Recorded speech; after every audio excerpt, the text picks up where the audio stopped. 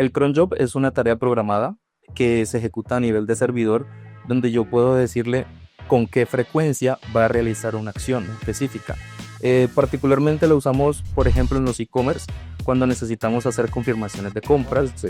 Lo que hacemos es decirle, cada 5, cada 10 minutos, conéctate a la plataforma que estamos usando para procesar pagos, descarga la información y actualízame el estado del pago. Con esa misma acción podemos enviar correos o ejecutar distintas acciones actualizando la información de la base de datos.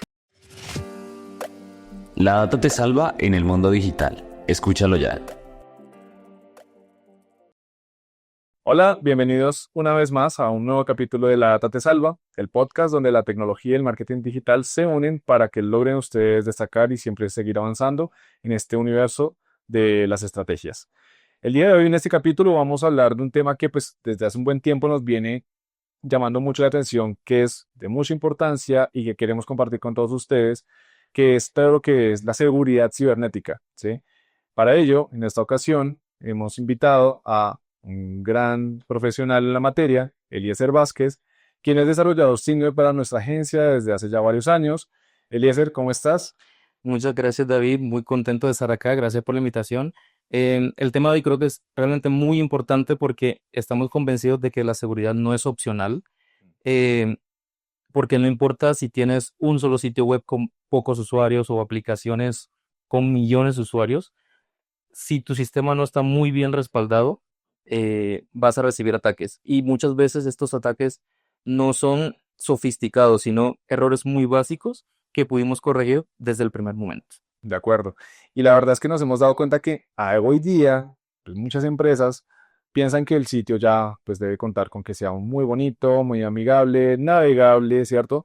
Pero a poco se llega a hablar cuando se tiene que tocar el tema de la seguridad, porque muchas veces los ataques no son muy tangibles o no son muy visibles y hasta el momento en que llegan es que nos empieza a preocupar y es por eso que queremos dar como un panorama. Vamos a tocar una serie de 4 o 5 temas muy puntuales para que ustedes conozcan un poco más de qué estamos hablando, qué ha sucedido en el mercado actual, qué es lo que hemos hecho internamente para que ustedes también lo conozcan y cuáles son las medidas o consejos que queremos que ustedes hoy día se vayan llevando para que estudien con sus casos. Si no lo han implementado, pues que también empiecen a indagar y que esto también les sirva para que, pues si requieren, busquen esta ayuda profesional para que garanticen que sus desarrollos, sus sitios web o portales o e-commerce, pues cumplan con todo este tema a nivel de seguridad, ¿no? Entonces, pues comencemos inmediatamente. Creo que un punto muy importante aquí para hablar viene siendo qué está sucediendo en el mercado actual, ¿sí? Recientemente, pues hemos visto muchos ataques. De hecho, creo que hay varios de entidades que sacan muchos estudios y análisis y cada vez se ha visto, perdón, más estadísticas de ataques constantes. Hay un número muy alto de ataques.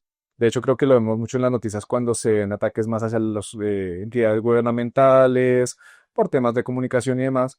Para ahondar acerca de este punto de impacto de todos los tipos de vulnerabilidades, quiero traer una cifra y es que en el año 2017 hubo una campaña de malware activa, pues que arrancó en el 2017, que se llamaba Balada Injector. Y Balada Injector al año 2023 había afectado más de 17.000 sitios web con una práctica muy específica. Y en esta casualidad lo que afectó fue a un plugin muy popular en WordPress, ¿sí? Que es Pop-up Builder de la compañía, en el cual lo que hacía era que esa incrustación de código malicioso llegaba y afectaba el encabezado, que era un archivo muy puntual que era el WP block header, ¿sí? En el cual implantaba contenido o código malicioso que hacía que se reflejara en la página anuncios para, pues obviamente, hacer que los usuarios que entraran a esos sitios vieran anuncios y pues muchos capturaban esos clics para monetizar hacia otros lados. Entonces, este tipo de ajustes o este tipo de ataques son parte de lo que ya hemos visto también nosotros, ¿sí? Entonces, quisiera, Eliezer, que también nos digas como un poco más de, eso, de ese contexto de lo que hemos visto con esta técnica que pues ahorita ya nos comentaron más, porque también nos ha sucedido acá internamente y pues nos ha tocado solventarla, ¿no? Sí, es cierto. Recuerdo mucho el año pasado para estas 2024, entre agosto y octubre, tuvimos ese tipo de ataques también directamente sobre plugins muy desactualizados, específicamente de WordPress. Y esto viene atado también al hecho de no actualizarlos, no mantenernos actualizados con este tipo de soportes o de descargar plugins de cualquier sitio que no esté verificado. Y recuerdo también que tuvimos un ataque muy particular que es el cloaking, que es una técnica que se encarga de incrustar código a los bots, incrustar código malicioso, perdón, que lo que hace es que al humano le muestra un dato, pero al bot le muestra algo completamente Se diferente. camufla completamente. Sí. Camufla el código, entonces lo que hace es, para nosotros está bien visualmente, el bot simplemente dice, ah, lo que necesita indexar es esto, y eso ataca el posicionamiento, altera el tráfico del sitio, entonces hace que toda la dinámica de nuestro sitio se vea alterada por todos estos ataques. De hecho, creo que ustedes si se han dado cuenta en algún momento de sus vidas, de pronto encuentran en Google algún sitio, ¿cierto? Y lo van a buscar y se pueden encontrar con resultados que están escritos en chino, en mandarín, ¿cierto? En donde uno se da cuenta y dice, está raro, se nota que hay un hackeo, pero entran al sitio y lo ven muy bien, ¿sí? Navegan sin ningún problema. Ese tipo de ataques son muy comunes. De hecho, lo que mencionabas, WordPress ha sido los que más ha sido pues atacado en esta situación porque el código pues es algo muy estandarizado, pues han logrado eh, tener ese tipo de situaciones. Como lo mencionabas el año pasado, tuvimos muchos ataques al respecto, ¿cierto? Y creo que ahí vale mucho la pena entender qué fue el alcance, qué tan nocivo pudo haber llegado a ser ese tipo de ataque. No sé si tú quieres andar un poco acerca de qué más llegamos a percibir o qué detectamos cuando empezamos a darnos cuenta que ciertos sitios estaban teniendo ese tipo de vulnerabilidad. Eh, pues básicamente lo que nosotros detectamos y pudimos como corregir inmediatamente en el mismo momento fue, tenemos varias puertas traseras que pueden ser fácilmente vulneradas. Si bien nuestro código está protegido y respaldado por muchos firewalls a nivel de servidor, encontramos brechas. Pues es importante saber que los formularios, por ejemplo, si cargan archivos y no validamos este tipo de cargas, desde ahí no pueden incrustar un archivo malicioso. Entonces, nosotros con el tiempo de la revisión fuimos caso por caso de todas las cuentas que fueron afectadas, pudimos revisarlas puntualmente y detectar cuál es la puerta trasera que tiene esa cuenta en particular, cerrarla y pues claramente pudimos mitigar todo este proceso antes que realmente tuviésemos una afectación muy grande a nivel de servidores. Sobre todo que también hemos dado cuenta que el alcance de esos códigos es que no solamente no solo cumple como un objetivo de implantar algo, sino que como que hay ciertos tipos de códigos que implantan y tienen como un tipo de aprendizaje en donde por más que uno empiece a mitigar y cerrar como o bloquear accesos y demás, aprenden a irse por otras rutas y encuentran dónde penetrar y volver a implantar su código. Realmente es una tarea bien dispendiosa para empezar a detectarlo, ¿no? Y la fuente nos dio cuenta donde uno decía, puedo llegar a impactar hasta la salud del servidor, ¿sí? Que eso creo que puede suceder con los cron y demás. Sí, correcto. El tema de los cron jobs es algo muy puntual. Particularmente se enfocan en archivos. El script tiene un código específico, un patrón específico que busca la extensión de un archivo. Simplemente cualquier archivo con esa extensión, él va a entrar y a inyectar código. Si cerramos el index, por ejemplo, lo bloqueamos, él lo que hace es buscar cualquier ruta dentro de la cuenta donde encuentre otro archivo con la misma extensión y simplemente decir aquí puedo inyectar. Si se ejecuta o no en el sitio web, eso es algo que el script ni siquiera sabe, pero él simplemente daña todo lo que encuentra. Ujú. Para los que de pronto no conozcan mucho la palabra o el término cron job, que los como... El cron job es una tarea programada que se ejecuta a nivel de servidor, donde yo puedo decirle con qué frecuencia va a realizar una acción específica. Particularmente lo usamos, por ejemplo, en los e-commerce, cuando necesitamos hacer confirmaciones de compras. Sí. Lo que hacemos es decirle, cada 5, cada 10 minutos, conéctate a la plataforma que estamos usando para procesar pagos, descarga la información y actualízame el estado del pago. Con esa misma acción podemos enviar correos o ejecutar distintas acciones actualizando la información de la base de datos. Perfecto. Bueno, ese es uno de los puntos que hemos visto como vulnerabilidades. Hubo otros ataques, ¿no? Que detectamos de clientes y de marcas que entraban ya con esa dolencia a nosotros porque, pues la verdad nos pasa, en ciertos casos hemos tenido la oportunidad de recibir clientes que llegan ya con la dolencia, con un ataque hecho en un sitio y que recuérdenlo acá muy puntualmente, el que ataquen a un sitio no solamente significa que el código sea afectado, también impacta la estrategia porque si tú estás haciendo campañas publicitarias, Google da cuenta de esto, hace análisis y si una campaña de anuncios está dirigiendo a un sitio que por delante se ve bien, pero por detrás el bot está leyendo código malicioso, pues va a sancionar esas campañas, las va a suspender y empieza un tema más de idilio y es lo que nos ha llegado aquí muchas veces. Clientes preocupados porque sus campañas en Google se han visto suspendidas o sancionadas porque están dirigiendo a tráfico malicioso que ellos no saben cómo resolver si no se detecta fácilmente. Nos ha llegado mucho estos casos y también pues nos hemos dado cuenta de situaciones como la del overclocking, donde finalmente sanearlo es bien complicado, pero pues para eso también tenemos más adelante como consejos que ustedes deben aplicar para que esto no suceda, o pues si realmente el día de hoy lo están pasando, pues entiendan que sí existen soluciones finalmente, que es pues realmente lo podemos empezar a revisar, ¿no? Ahora pasemos a otro punto, ¿sí? Que es, hablemos un poco de las principales vulnerabilidades que hoy día llegan a atacar los CMS, ¿sí? Partiendo de la base, pues claramente creo que para todos es un contexto WordPress es de los CMS más comercialmente conocidos, ¿sí? Abarcando alrededor del 43% del mercado actual, ¿sí?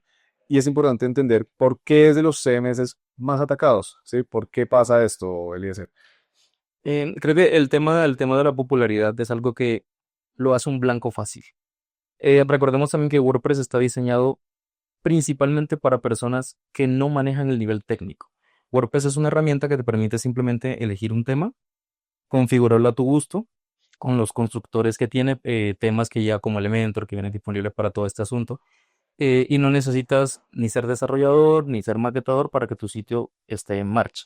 Entonces creo que esa falta de conocimiento de parte de una persona del común hace que sea mucho más fácil que su sitio sea atacado, porque ellos solo ven la parte bonita del sitio y hay que tener en cuenta que la seguridad también hace parte de todo este proceso. Sí. Y así como en WordPress pasa, pues también pasan otros tipos de CMS. Partidario es que el hecho de que un CMS hoy día sea comercial o no comercial no está exento de los ataques, ¿sí? Claramente el hecho de lo que mencionas es un medio muy común, muy comercial. Muchos desarrolladores han generado plugins que muchas veces no tienen la autenticación, no son oficiales o dejan de tener soporte. Eso hace que se abran esas brechas de seguridad. Sin embargo, también hay otros tipos de vulnerabilidades que atacan no solo a WordPress, ¿no? Atacan a eh, Joomla, Wix, PrestaShop, incluso los administradores de código nativo, ¿sí? Como es, por ejemplo, la inyección SQL, ¿sí? Quisiera que contaras un poco más acerca de la inyección SQL, de repente para que las personas entiendan un poco a qué estamos hablando cuando hablamos de SQL, ¿no? Entonces, Sí, claro, las inyecciones de SQL básicamente son porciones de código que el atacante puede insertar a través de un formulario que esté mal validado. ¿Qué es un formulario mal validado? Que yo le solicite ciertos campos específicos donde son nombre, teléfono, mensaje. Y en mi back, en mi parte donde manejo el código, donde me conecto a mi base de datos y hago todo el procesamiento de estos, no esté validando que el tipo de campo que yo le estoy pidiendo al usuario sea el que él me esté enviando. Eso hace que pequeñas porciones de código simplemente se inserten y eso puede ir desde obtener código, robarnos por completo la información o alterar cualquier dato.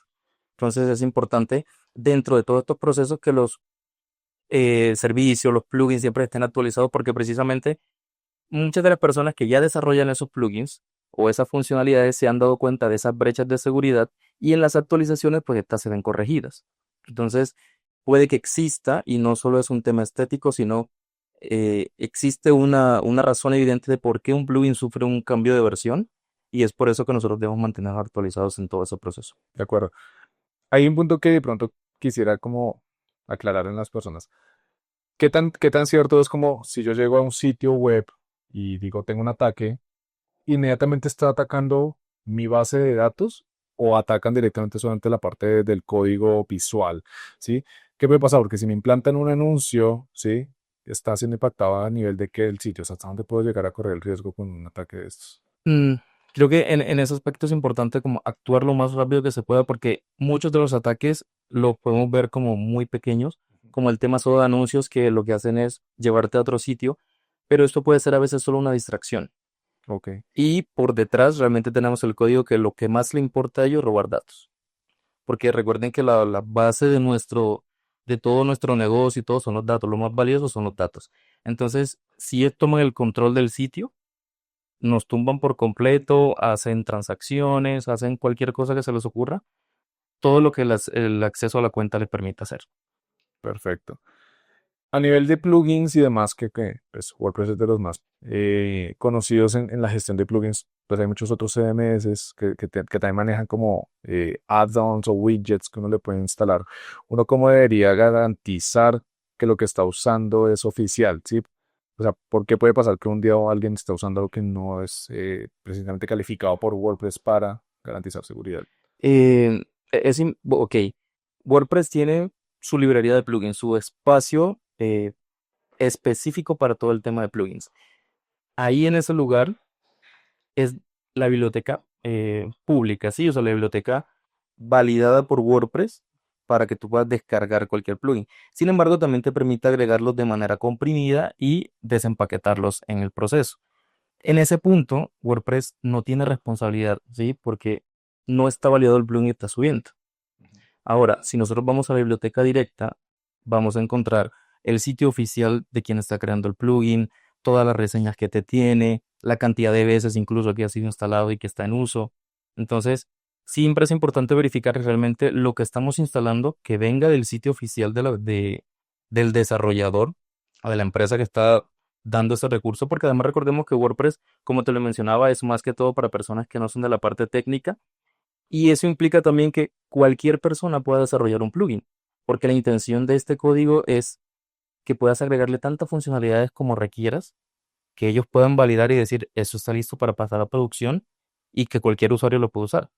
Entonces es importante verificar todo eso, saber de verdad que lo que estamos inyectando es seguro, que no viene de una reputación un poco dudosa, porque a menudo vienen con brechas, ¿sí? Ujú. Entonces, brechas que fácilmente un atacante puede aprovechar y explotar.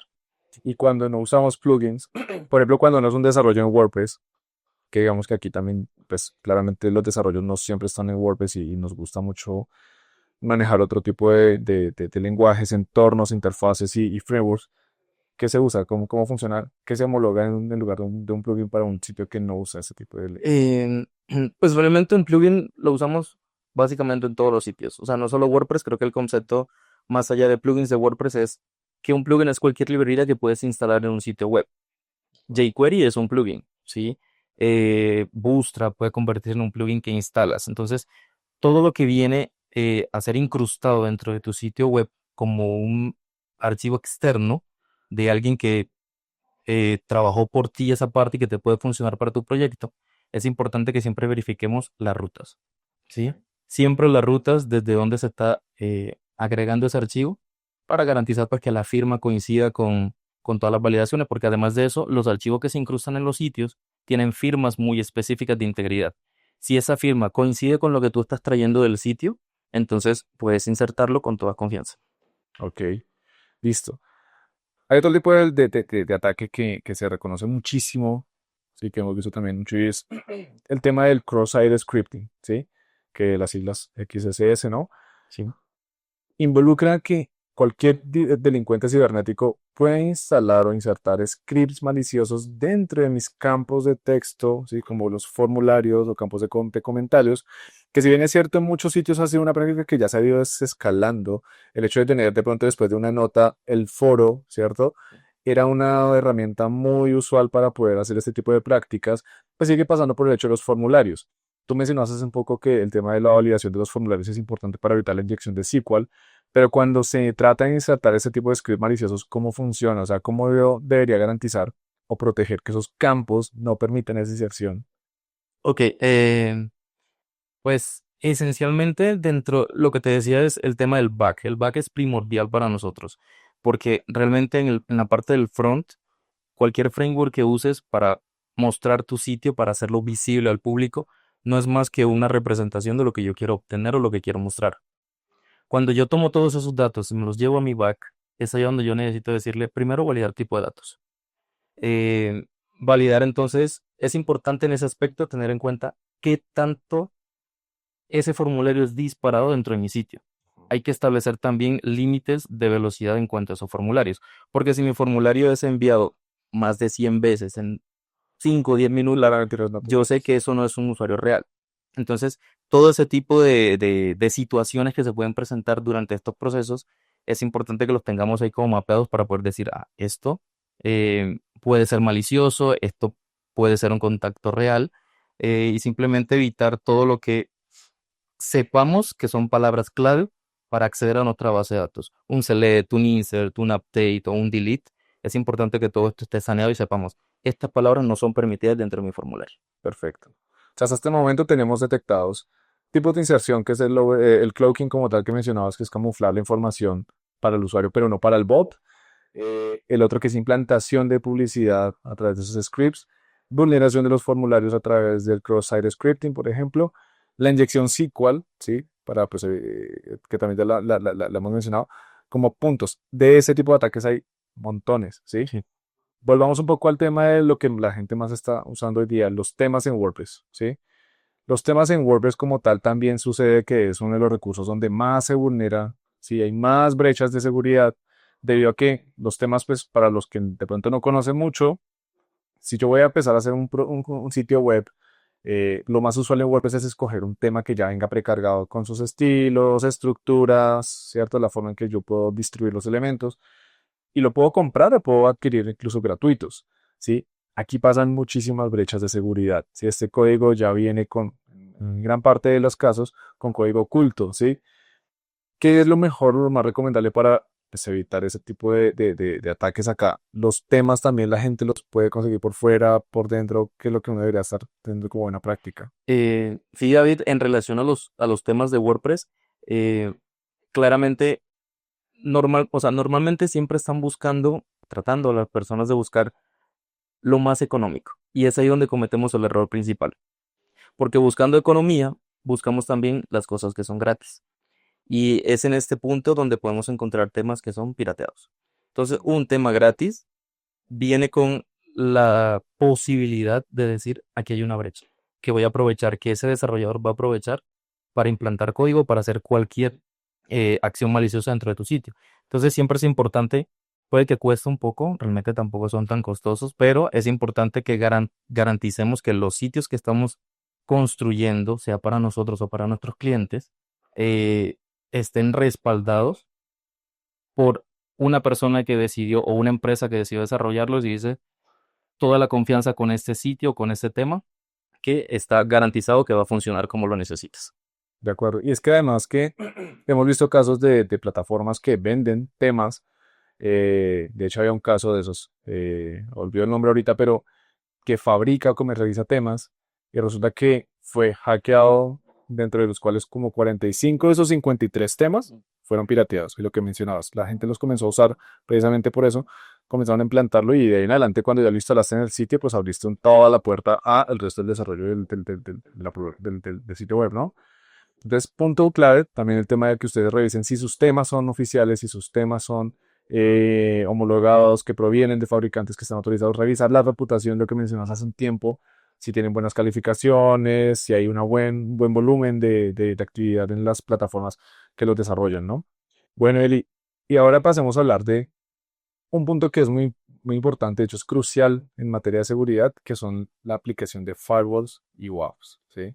Entonces, primer punto me gustaría como entender la diferencia entre el firewall y el WAF, ¿sí? Comprendo yo que el firewall se encarga finalmente es como de bloquear conexiones o IPs constantemente, pues que se nota que lo que tú mencionabas hace un momento, si yo de pronto estoy siendo atacado a través de un formulario y estoy intentando enviar, esas múltiples peticiones posiblemente un firewall me las pueda bloquear, ¿sí? Y ya evito ese tipo de ataque. ¿Qué hace un WAF? Ok, vamos primero entonces con claro, esa definición que has de firewall es correcta. El firewall es el nivel más básico de seguridad que podemos tener. Y es un bloqueo, un modo automático muy rápido de decir tantas conexiones iguales del mismo sitio, bloqueemos esta IP. El WAF es un sistema un poco más robusto que se encarga de analizar tu código, analizar conexiones, ver desde dónde viene el ataque, cuál es el tráfico que tiene tu sitio web o tu aplicación móvil y de acuerdo a todas esas validaciones que va realizando va generando sus propias políticas de seguridad con ciertas validaciones que le vas añadiendo y va restringiendo entonces esos accesos desde conexiones a países que no tienen nada que ver De acuerdo. con tu público objetivo eh, hasta peticiones que se generan más de 100.000 veces en un solo momento. Entonces, esa es la particularidad del WAF. También tiene un paquete adicional que es como bloquear la escritura, tanto escritura, lectura o ejecución de cualquier archivo que tú no quieras, que quieras tener protegido dentro de tu sitio. O sea, le establezco como reglas de acuerdo a lo que desea que quiere evitar. Exactamente, entonces aplica un principio de inmutabilidad que lo que hace es decirle al archivo, no quiero que para este archivo se ejecute ninguna acción, ni a nivel de servidor, ni a nivel externo, absolutamente nada. Entonces el WAF Ok. se encarga de toda esa parte. Hay algo que es también muy importante acá, que juega en la materia del firewall, de qué forma se comporta hacia las API, ¿sí? Actualmente las API ha sido, pues, de hecho, se ha aumentado mucho su uso debido a la gran versatilidad con la cual nosotros podemos comunicar diferentes plataformas con nuestro sitio web, ¿cierto? Y entonces es como hacer un puente o es un puente para poder enviar y recibir datos o información de terceros, ¿sí? Entonces, ¿de qué forma aquí también hay que tener muy presente si mi sitio web está conectado a esos terceros a través de una API? ¿Qué debo tener previsto acá? Porque pues obviamente también hay grandes brechas de seguridad cuando se hace una implementación que no es adecuada, ¿sí? Entonces, ¿de qué forma podemos empezar a mirar esa filtración de datos acá? Ok, en ese aspecto es muy importante como desarrolladores que validemos el tema de autenticación inicialmente. Es importante que todos nuestros servicios que se ofrecen a través de la API estén protegidos por factores de autenticación. Ok. Eso podemos ahondar en el tema de los JSON Web Token, por ejemplo, que es un cifrado donde hay una cabecera, hay un cuerpo y una parte final donde en esa estructura hay una llave, hay un código para esa llave, una fecha de expiración, que es lo más importante. Entonces, inicialmente se genera ese JSON y con ese token lo que voy a hacer es consultar el resto de mis servicios. Pero es importante que esa llave no quede abierta todo el tiempo, sino que tenga una fecha de expiración. Ya eso dependerá del nivel de seguridad que nosotros querramos mantener dentro de los servicios que estamos usando. 30 minutos, 60 minutos, que es lo usual. Esa llave se cierra y esa no se puede volver a usar más. Entonces, debido de hecho a ese incremento que tú mencionas, es también por los que los atacantes han enfocado. Si hay más APIs en uso, hay muchas más brechas que se pueden aprovechar. Entonces es importante que ahí ahondemos siempre en qué huecos tenemos o qué falencias podemos tener dentro de estos servicios que estamos ofreciendo. Porque recordemos que las APIs, como tú decías, es un puente, es darle un acceso limitado a la información que yo tengo dentro de mi sitio. Entonces, mi sitio es completo, una entidad bancaria completa, pero a través de la API yo le permito al usuario consultar cuál es su estado de cuenta. Muy breve. Entonces, tiene acceso a una información muy particular. Eso es lo que hacen esencialmente las APIs. Y también es importante que lo traigamos a este tema porque las cifras han indicado que al 2023 cerca de 14.000 millones de ataques existieron por este tipo de prácticas, ¿sí? Donde se encontraron muchas brechas a través de las implementaciones de APIs, ¿sí? Porque, como lo decimos, es un método ahora muy versátil para poder comunicar plataformas que si no es de una forma nativa, pues no es viable, entonces se usan las APIs. Pero de esas 14.000 millones, estamos hablando que para el 2024 ya no eran 14.000, sino 26.000 millones. Entonces, el crecimiento en el intento de ataques de esto ha sido muy fuerte y por eso es que empieza a jugar muy claro el rol de un WAF bien configurado para este punto, ¿sí? El hecho de los tokens es algo que es pues, muy importante que las personas lo conozcan porque pues desde luego si no se implementan esos tokens, estas puertas quedan abiertas todo el tiempo y todo el tiempo con la misma llave, pues es mucho más fácil de generar una vulnerabilidad. Entonces también aplica harto la aplicación de esto. ¿Qué más podemos previsto para la materia de WAF? ¿Qué pasa con las bases de datos? ¿Sí? ¿Cómo yo puedo empezar a ver qué otros tipos de ataques puedo llegar a mitigar usando un WAF? Em, Pues el WAF, como te digo, tiene como muchos patrones que usa para todo este tipo. Dentro del tema de inyecciones SQL, pues verifica primero que se cumplen por las políticas de seguridad, por lo menos las mínimas, que es un usuario y una contraseña bien definidos. Pueden detectar y bloquear también ciertos patrones que ya reconoce y sabe que son inyecciones o ciertos intentos de escaneo que pueden encontrar y pueden detectar y decir, esto es una vulnerabilidad, nos toca cerrar esta puerta. De acuerdo.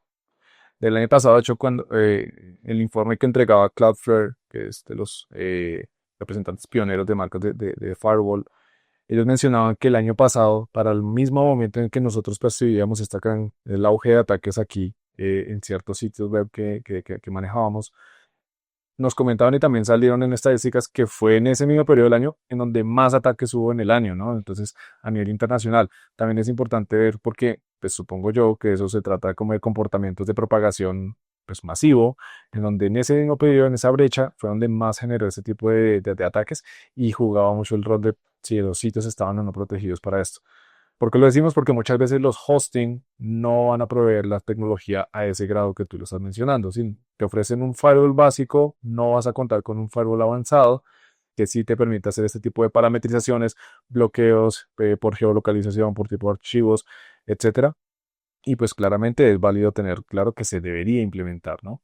Y para cerrar el tema de los firewall, Eli, hablemos de un punto que también se puede hacer a través de los WAF, que no hemos hablado acá, pero es el tema de filtrar los agentes de usuario. ¿Qué son los agentes de usuario primero que todo? Y luego sí veamos cómo funciona esto. Ok, un agente de usuario es básicamente el dispositivo que se conecta a mi sitio web.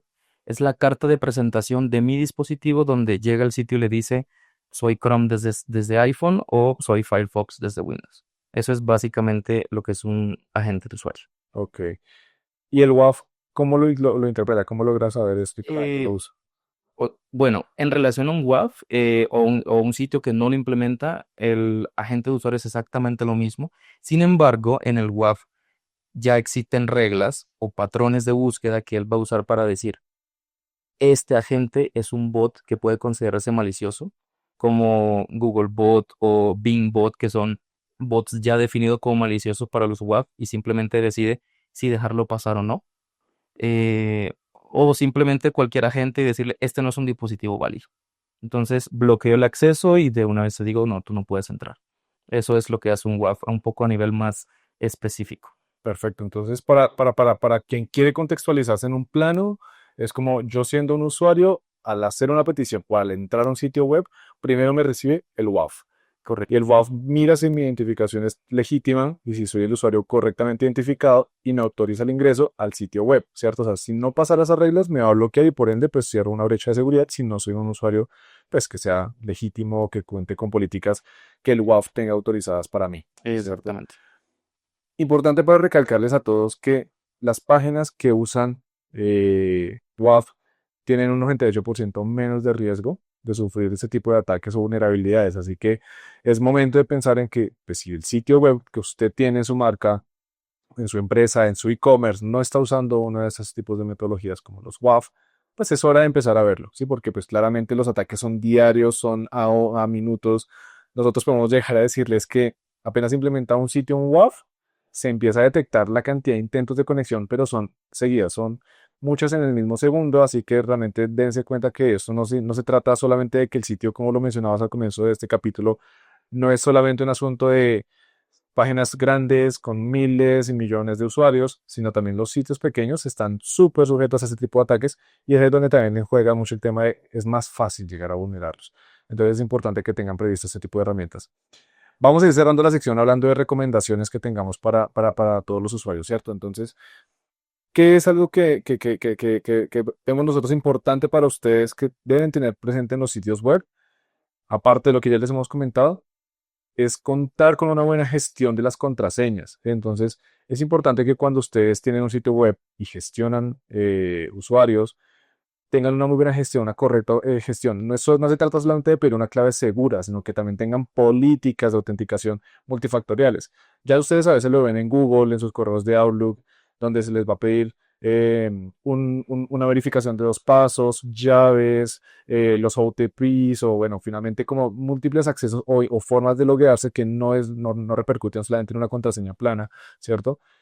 Ese es uno de los puntos que es importante. Si ustedes no cuentan con ello, es importante que lo hagan, que apliquen ese tipo de seguridades para los logueos, tanto en registros como plataformas de usuario, perfil, administradores de contenido, ¿sí? Para evitar esas brechas y conexiones de bases de datos y demás.